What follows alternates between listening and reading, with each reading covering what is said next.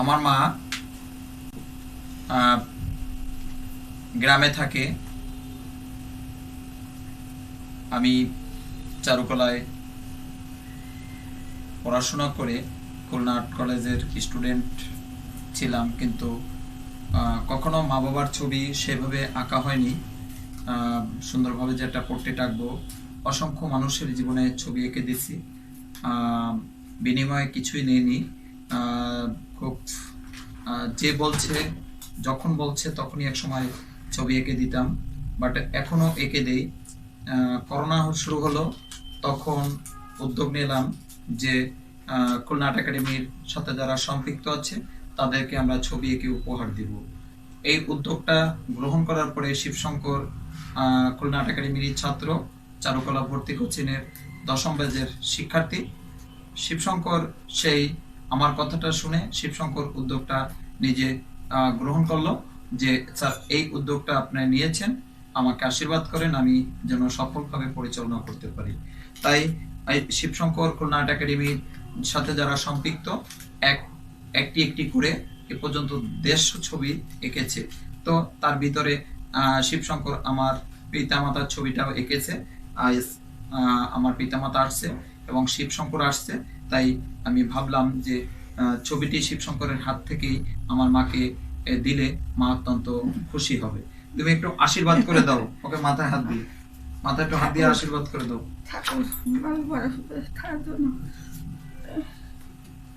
হ্যাঁ, ওজনই বড় বড় একজন ব্যক্তি হতে পারে, ওজনই শিল্পী হতে পারে, সেটা আশীর্বাদ করে দিও। দেখছো?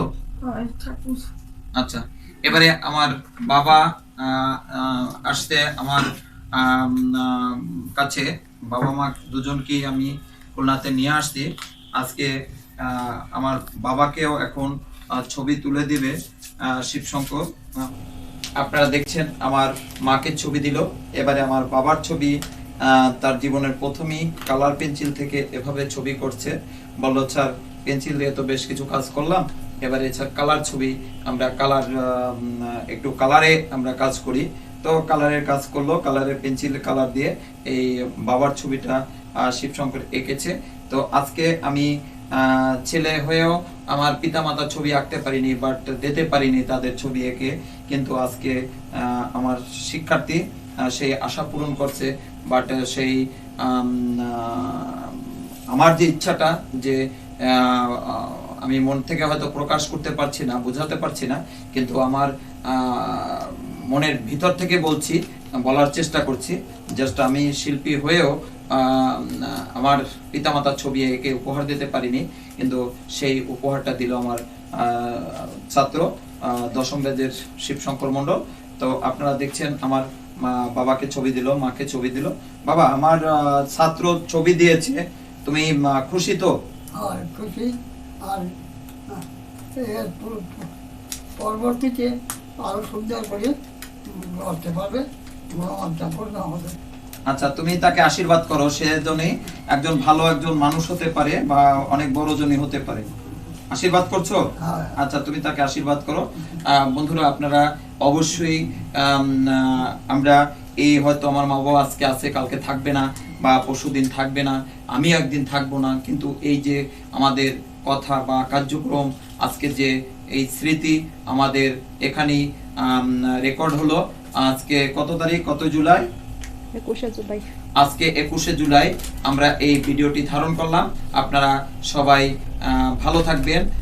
21শে জুলাই 2022 আপনারা এই রেকর্ডটি ধারণ করলাম যে যখন আমার পিতামাতা থাকবে না, বা যখন আমি থাকবো না, আমার সন্তানরা থাকবে, তখন হয়তোবা এই আমাদের কথা বা আমাদের যে স্মৃতি, বাট আমাদের যে এরকম একটি সুন্দর পরিবেশ, এই পরিবেশটা দেখে তখন আমাদের তারা পুনরায় আবারও একবার মনে করবে, আবারও একবার মনে করার চেষ্টা করবে। তাই আমাদের ভিডিও করা বা আমাদের ছবি তোলা অবশ্যই আমাদের প্রত্যেকের উচিত, যে একটি ছবি বা একটি ভিডিও দেখা যায় সেই মানুষটিকে পুনরায় আবারও একবার তাকে জীবন দেওয়া যায়, বা সেই স্মৃতি পুনরায় আবারও একটি রূপ পায়। তাই আমরা এই ভিডিও ধারণ করি বা ছবি ধারণ করে রাখি। তাই আপনারা সবাই ভালো থাকবেন, আমার পিতামাতার জন্য সবাই শুভকামনা করবেন এবং আমাদের প্রতিষ্ঠানে যত শিক্ষার্থীরা রয়েছে আপনারা প্রত্যেকে আমাদের শিক্ষার্থীর জন্য শুভকামনা করবেন, তারা যেন ভালো সুন্দর একটা জায়গায় একটা নিজের উদ্দেশ্য সফল করে সুন্দর একটি পরিচিতি লাভ করতে পারে, এমনটাই প্রত্যাশা করি। পারবে না? আচ্ছা, আমার বাবা বলছে সে পারবে। তা আমরা প্রতিষ্ঠানের আচ্ছা, আমাদের প্রতিষ্ঠানের সকল শিক্ষার্থীদের সার্বিক মঙ্গল কামনা চেয়ে আপনাদের সকলের সুস্বাস্থ্য মঙ্গল কামনা করে আমরা এই ভিডিওটা এখানে শেষ করব। মা তোমাকে প্রণাম করছে, তুমি মাকে আশীর্বাদ করো।